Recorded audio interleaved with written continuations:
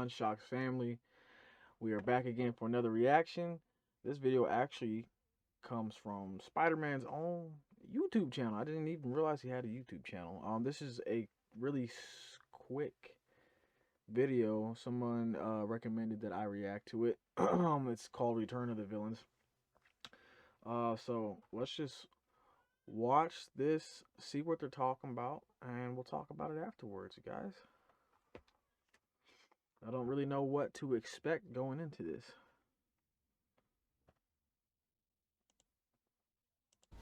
We started getting some visitors from every universe. Hello, Peter. Ooh, It's been very okay, nice to some come new back to footage. something that is familiar, but at the same time completely new.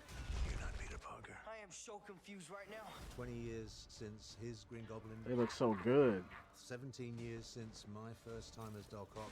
What was your name again? Dr. Otto Octavius. Seriously, what's your actual name? You got another chance to stir some things up. Hey, Jamie. No, Woo! Electro is like the world did me wrong. Now I got this energy. I'm about to go get mine. You're not gonna take this away from me. Doc Ock picks Whoa. up looking for revenge. You want to play games? The Goblin believes in a world of losers and winners. Power is all that matters. It's a wonderful Whoa. world to be in. We're having a lot of fun. They're a danger to our universe. We need to send them back. Looks like we got competition.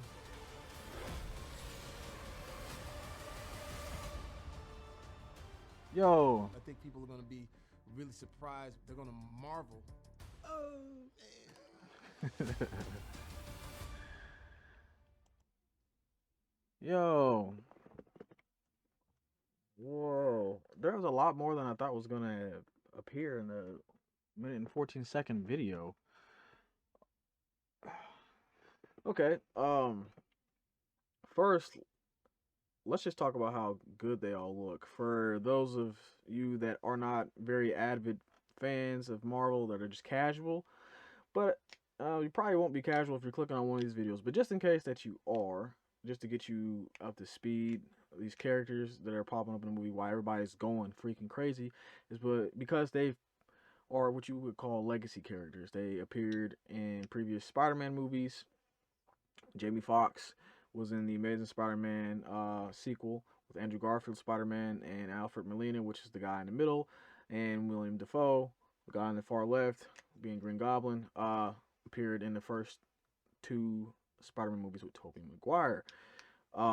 And it's a big deal because they're coming from separate universes. This is a live-action multiverse Spider-Man movie, so it's going crazy. Now, so I got some of you guys caught up to speed that don't know who these characters are. Let's talk about, first and foremost, Jamie Foxx's Electro, okay? Because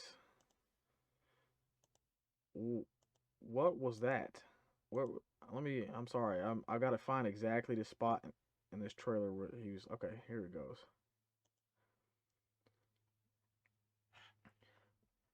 This is like one of the most high-res, I think, stills I've seen so far of this, like, because it's a little bit more fleshed out. For those of you who are not comic book readers, this is comic book accurate of what he's supposed to look like. Albeit whatever what the freaking word is, you know what I'm saying.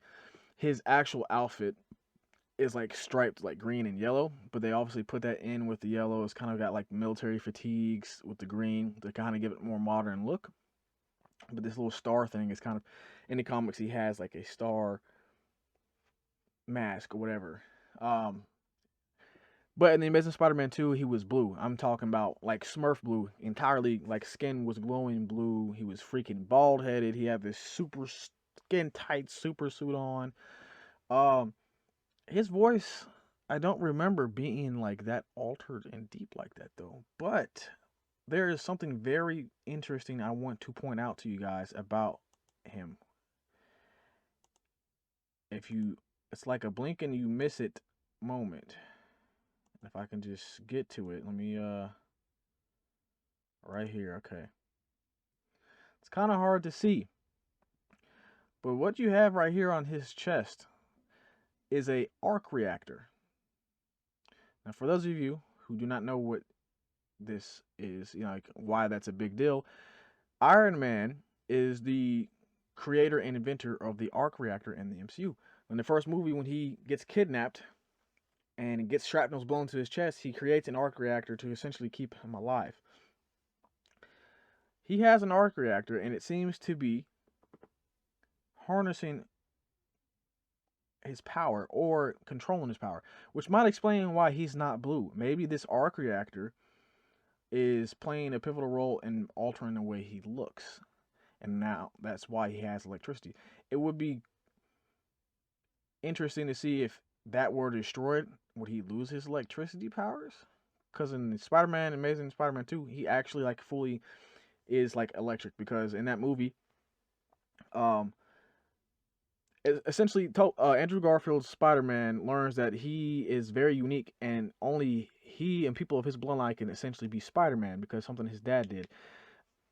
Jamie Foxx's character, falls into an eel pool and essentially is electrocuted to death, but is bitten by DNA altered eels, which essentially alter his DNA and give him the powers of electricity. And since he was in water and the type of eels they were, he glows blue and his skin's blue. So I'm curious to see, because this is supposed to be that same Jamie Foxx from that universe, why he looks this way. And he said, "Do you like the new?"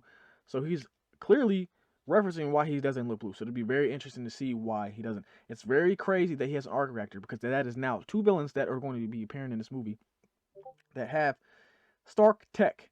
You have Dr. Octavius, Doc Ock, his tentacles stealing the nanotechnology from Spider-Man's Iron Spider suit. You got Jamie Foxx's Electro now with an arc reactor. I'm very curious to see if Green Goblin is also going to have some type of Stark tech, because that's two villains now. And we're supposed to be getting 5, maybe 6 villains in this movie. So clean. Look at this. This is a better look at it. He's harnessing it through his body. He's got like protective gear on. So I'm really curious to see what this is going to mean for this character. He does look really good. Honestly, I'm not gonna lie, I was kind of worried when we first got this image of him like in the trailers, because he kind of looked super heavy CGI, but that's because the VFX is still, even as we speak right now, being tweaked with. And it'll probably be getting tweaked with hours before the premiere, which is honestly kind of normal, because unfortunately in the VX departments with movies, the crunch is really bad. Sorry if I'm speaking too fast. This is like so much to take in such a little small increment amount of time, and I don't want to prolong this video super long trying to explain it, but I'm going to do my best for you guys. There's some new dialogue. Look at, oh my gosh, this is freaking clean. Holy, like, honestly, this is one of the crispiest, cleanest trailers we've got. Like high definition, like of these guys. Like, look at that. He looks so good. They de-aged him really well. There's some new dialogue. Let me see if we have some competition. Well, let's play it right quick. You want to play games? The Goblin believes in a world of losers and winners. Power is all that matters. So right there, he clearly is trying to kill somebody or something. They all look so freaking good. It's a wonderful world to be in. We're having a lot of fun. They're a danger to our universe. We need to send them back. Looks like we got competition.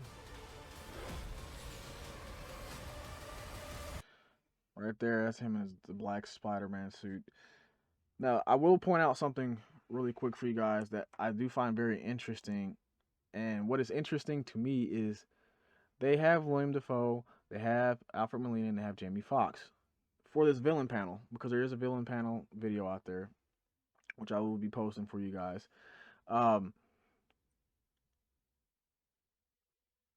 They already have shown Sandman, and they have already shown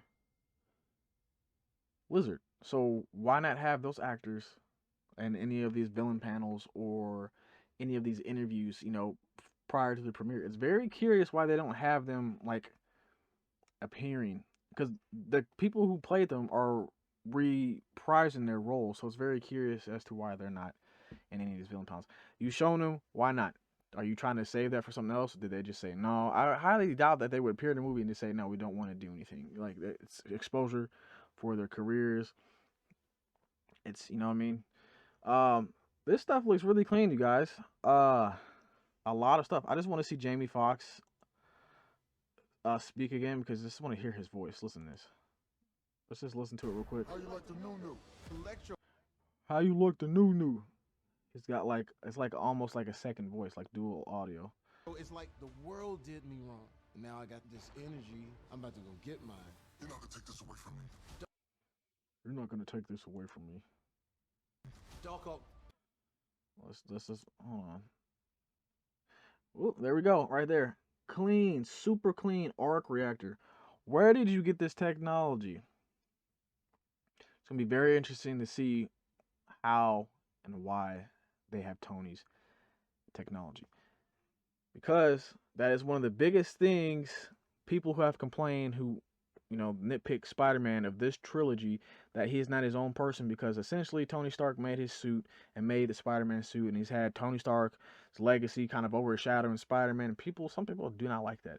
So I think it's very clever that the directors, and Kevin Feige and them, which is, you know, the head of Marvel, have decided to implement Stark technology in this movie, because it would be very ironic, but also very, you know, full circle, if you will, to have Stark technology pretty much being a big play in this, and maybe seeing him step away from that, you know, because in Far From Home, I was kind of, he was like the second coming of Tony. He had Tony's shadow from Endgame, and now you've got villains after his, you know, his identity being exposed, using that technology to essentially try to kill him now that he's been exposed, and they're all coming after him. So it'll be very interesting to see. Let me know what you guys think down in the comments below. Why do you think that Electro has a freaking arc reactor? As we can see in the trailer, something goes down between Doc Ock's tentacles and, you know, Peter's Iron Man, Iron Spider suit. Since they're, you know, nanobots are technically sentient a little bit, and his are sentient. I wonder what's going on with that. Do you think another villain's going to come in here with Stark technology? What if all the villains do? I don't know about Sandman or Lizard, but who knows? We have, at the time of this, 9 days till the premiere. I have 10 days till I go see my showtime. Let me know if you guys snag tickets, and I'll see you guys in the next video. Villain panel coming soon. I got Hawkeye reactions coming soon for you guys. Please bear with me, because they are very long to edit, but I got more coming for you guys. And like always, I will see you guys in the next video. Ciao.